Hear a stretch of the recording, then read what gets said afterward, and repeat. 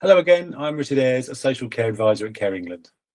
Now, a recurring theme from what we hear from social care leaders is that the system places increasing demand on their time, attention and capacity, often leaving little space to step back and lead strategically.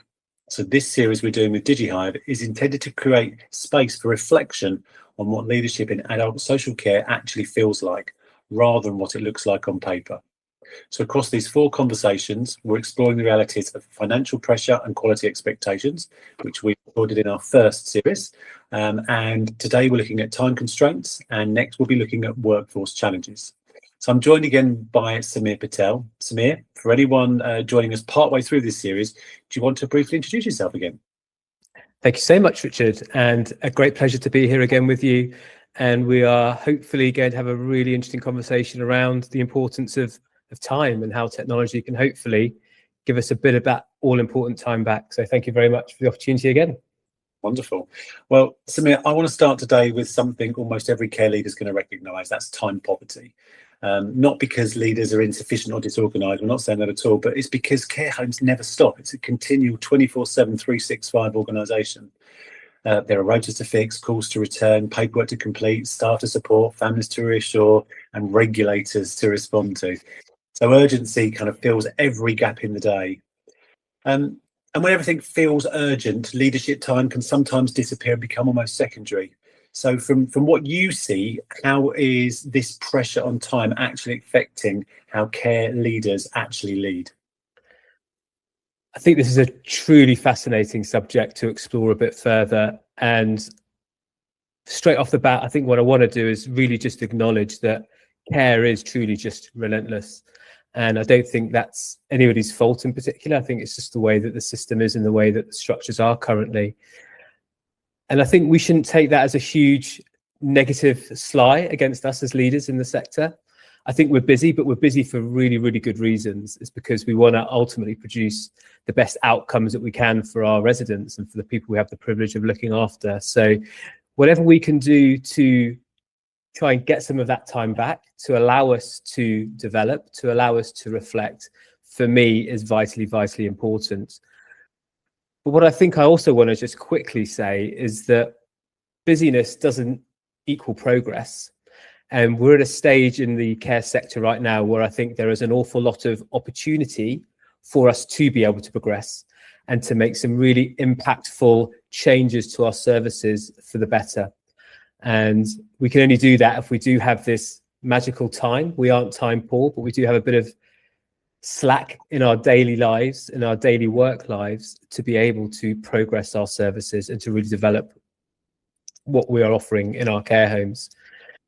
And at the moment, a lot of leaders that I speak to, if I'm honest, a lot of the feedback and the conversations we have is that this leadership part of our role kind of gets squeezed in between other bits, between meetings, between operational challenges. And if we want to progress, being busy cannot be part of the equation. And I think sometimes also when we reflect back, sometimes we think we are making progress if we are busy. But there's a famous saying, isn't there, that sometimes we can be busy fools. And I think it's important we take that on board and really do our best to make sure that we are allowing ourselves this time and this space and this capacity to be able to use time more effectively so we can make progress. And you're absolutely right. I do like the busy fool analogy, but we are, as you said before, we are doing purposeful work. We're purposeful businesses, and we're always striving for the best possible outcomes. But you were also right. There is always opportunities in every situation. There's always we need to be half glass full leaders because there are always opportunities. And I know you said before that that this isn't the issue isn't effort, it's where the time gets spent. So what tends to crowd leadership time out in the world of care? I think you're absolutely right. I think that no one can deny the hard-working nature of the people that work in our sector, the leaders right the way through the entire teams, the care teams, the registered managers, care team managers, housekeeping teams, maintenance teams. And I suppose it's not just the leadership time, but we want to, as leaders, be able to also create time for them so that they can, again, look how they can evolve and develop their particular departments or within their roles. But I think the challenge, as you rightly say, is that this sense of constant urgency is just always there. There's always a gap in the rota, or there's a question from a member of staff, or a holiday request, or an issue that's suddenly come up with the last minute for that trip you've planned for the residents to go down to the local pub or coffee house, or for a coffee into town. There's always these little issues that we get drawn into, especially, as I say, the registered managers. And quite often when you have these interruptions, all these little 5-minute, can I have a quick 5-minute chat? They all stack up, don't they? And they all mount up, and that kind of eats into our day. And unfortunately, that can then mean that as leaders, that we end up reacting during our days, and we're not really in control of our day, and we're not really able to craft our days as we want them. So things that often get pushed back, I think, when there is this sense of urgency in a care service and in a care home, is, as I say, that time to think, which I think is really important and really undervalued. That time to plan, in order to think ahead, to forecast ahead, to actually have that space to think clearly about, actually, if I make this change, what are the consequences and the potential positive impacts, but also some of those risks that might be, I might not have had time to think about fully.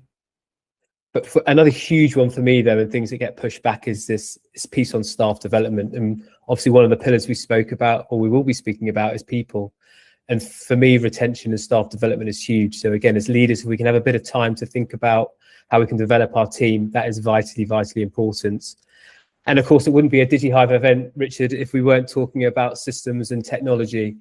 Having time to properly think about the rollout of a potential new piece of technology or software, and how that again can drive improvement within our service, for me, is really, really important. So sometimes I think firefighting and being busy can feel like it's being productive, but it allows this mission drift, is the phrase we use in our services, is it actually having a meaningful, impactful, positive framing to what we're trying to get to in our service.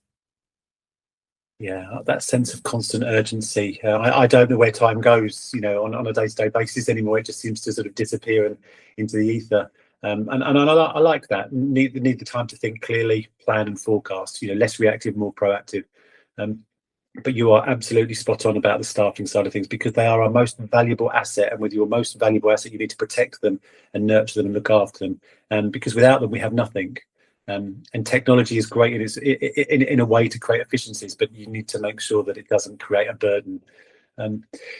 So it's if leaders want to kind of move out of constant reaction, what needs to change in how they think about time?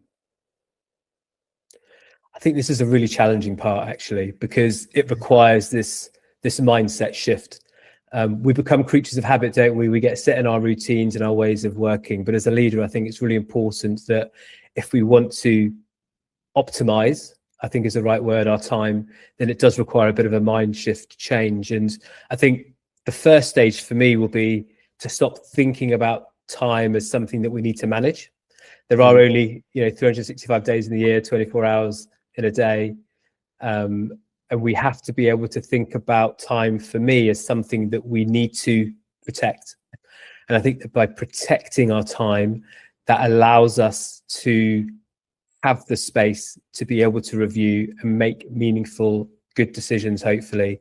And I think that requires quite a huge shift of change when we're in this constant, fight or flight mode of reacting and having to make lots of decisions. And there was an interesting phrase I heard last week called decision fatigue.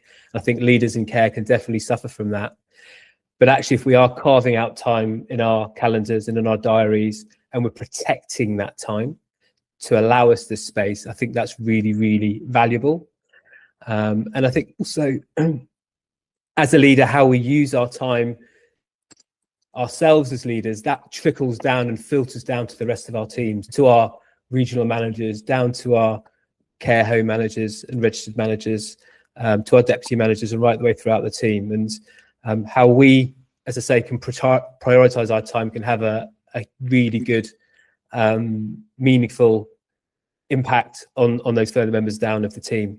And I think also, if we are having that bit more space and a bit more time, it means that things don't feel quite as rushed either. And I think that always comes with a calmness, especially in a care home setting. if things are manic and people running around and it seems busy, for me, I don't think that has the best outlook for the residents in the service and in the home.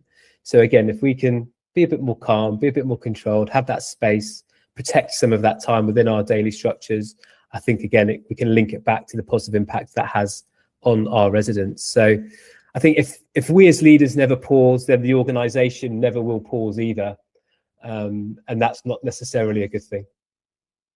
Wow, I mean, time is an incredibly precious resource. I mean, we get every minute only once, don't we? So we do need to kind of protect that. It's a very interesting kind of concept, a way to kind of look at it. And if we think of time in the way that we and protect it and preserve it, like we do those that we provide care and support to, we kind of need to try and create that time contagion through the workforce. It's a great philosophy, and it does sound incredibly sensible, but it also sounds very difficult in practice. So just to try and bring that to life for us, what's kind of maybe just one of the simple rules that helps you protect your leadership time that you could share with people today? I think one of the things I've learned over my time in the sector is that if it matters, then we need to protect time to be able to make sure we can have a conversation or an impact or time to think about it. And quite often for me, the important work that needs to get done doesn't shout. It always gets shoved further down the to-do list, doesn't it, rather than being prioritized. So urgent work will always come to the top because there will always be urgent stuff that needs to be done. But actually, the important work, sometimes we kick that can down the road, which for me is not a good thing. And actually, if we maybe reframe that, and I don't think what I'm trying to suggest here is that we have perfect diaries, everything aligned to the minute, fully planned down to the minutiae detail. But I think intention for me is a really, really important word. And as I say, if we have the intent to make sure that we are having this time to think about decisions that we have to make as leaders, if we are intentionally creating the time so that we can focus on staff development, if we are ensuring there is a gap in my calendar once every month to review all of the feedback we've had in the service, alongside my manager and the people in the departments that we're looking at that particular month. If we're making sure that, again, all the team members that need to be involved are so when we're talking about audits and review of audits that have taken place on a monthly basis, and that all important strategy, making sure that we've got time to think about where we want to focus our time to drive that improvement and strategy within our care home. So for me, I don't think, if we don't have this intention around time, that's not a good thing. And if important work is not protected, it will definitely be taken over by something else that will come to the top of that list.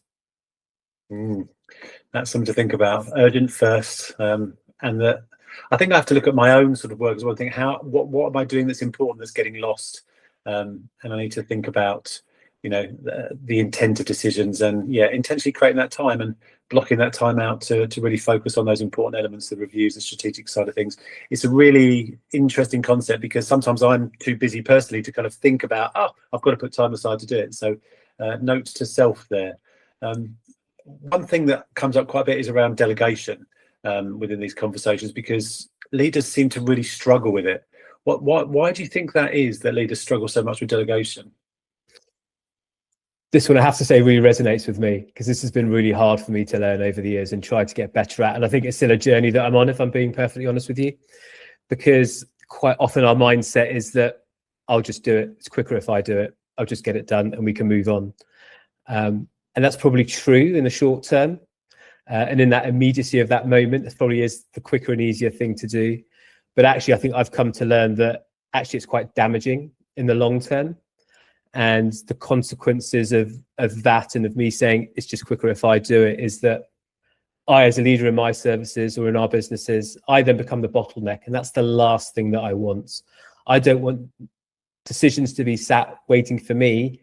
And that stops the rest of the team from progressing or moving something forward to the next stage that they need to. So, not making myself a bottleneck in any of our businesses is really, really important. And as I say, it also means that we're not empowering our team, right? And that they aren't developing and they aren't taking ownership and feeling empowered. So I really want that to be a huge pillar of what our teams are. And I think that managing our time better and making sure that we as leaders aren't bottlenecks is a good way to go in terms of developing that. However, I think the thing that I've challenged with over time is that sometimes I've felt over the years that if I'm delegating, then it can lead to an erosion or a loss of the standards that we want to make sure we're maintaining. And I think I've had to reframe that. We talked about mindset earlier on, and that actually delegation, it's not a loss of standards, but actually it's creating capacity. And I think that's quite an interesting way for us to think about it, that actually by delegating, I'm creating more capacity within our little ecosystem, within our little operational structure, that will hopefully mean things can move forward and get done and resolved a lot quicker. And that's a good thing.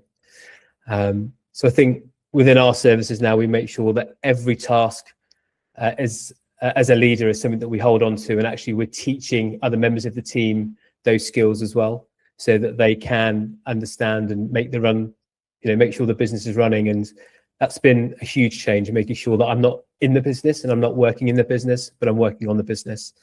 And delegation for me now hopefully isn't a trust issue. It's actually linked to time, and it's a time decision. Well, working on the business rather than in the business, that's a really interesting concept, and it's kind of leadership looking down. That makes a lot of sense. And you're absolutely right. It's very damaging longer term not to delegate, because you're not developing those and people aren't coming through. We've all seen the bottlenecks. We know who those people are. I myself have been very, very guilty of that in the past. If someone is listening to this thinking, that's exactly me, that's what I do, what's the kind of just the one sort of single practical thing they could do this week to kind of make a difference, to kind of see the benefits of doing that themselves? It's always about the small wins for me. So taking that first step is really, really important. Don't think you're going to build Rome in a day. It is a journey and it will take a bit of time, but taking that first small step is so, so important. So a great question. I think I would start with my diary and look at my calendar. Just look at that and find 1 hour in the week that you can look to protect, and get that blocked out in your diary. And it's a non-negotiable. So no matter what happens, you're not going to cave and you're not going to give in or allow somebody else to take that precious 1 hour for you just in a week. And you're not going to solve everything in that 1 hour. But again, as I said, you'll be able to find maybe one thing that you can work on in a clear, methodical, uncluttered way. And once we start building these little marginal gains, these little shifts, these small shifts, they'll build up over time and it will be like a snowball. So I think start small, and small changes in how time is used will over time create bigger shifts. And that's what we're trying to achieve. Brilliant. And I go back to that old sort of adage of how do you eat an elephant, one bite at a time. And it's only 1 hour in a working week, and a non-negotiable 1 hour. That seems very sensible. And from those small acorns, great oaks grow, don't they? So that's great advice, Samir. Thank you. And I'm going to have to take that on board myself, and I'm going to start blocking that time out in my diary. Care homes will always be busy. We know leadership doesn't happen in the gaps between emergencies. It kind of happens when time is used deliberately. That's why through the partnership with Care England and DigiHive, we're focusing on helping leaders to really step out of that constant firefighting and build a more sustainable way of working. And I know inside the DigiHive Academy, members can access practical frameworks around kind of time, delegation, decision making, alongside my mentoring style discussions with other leaders facing the same time pressures, because we can learn from each other. That's the beauty of it, isn't it? Sharing that learning. So if time pressure is stopping any of you listening or watching this from leading the way that you want to, then this is exactly what that support is designed to help you with. So look, huge thank you to you, Samir, again, for giving us those pearls of wisdom and those nuggets that you do each time. Thank you to everyone for listening, and we hope that you will join us for the last session on people very soon. Thank you very much.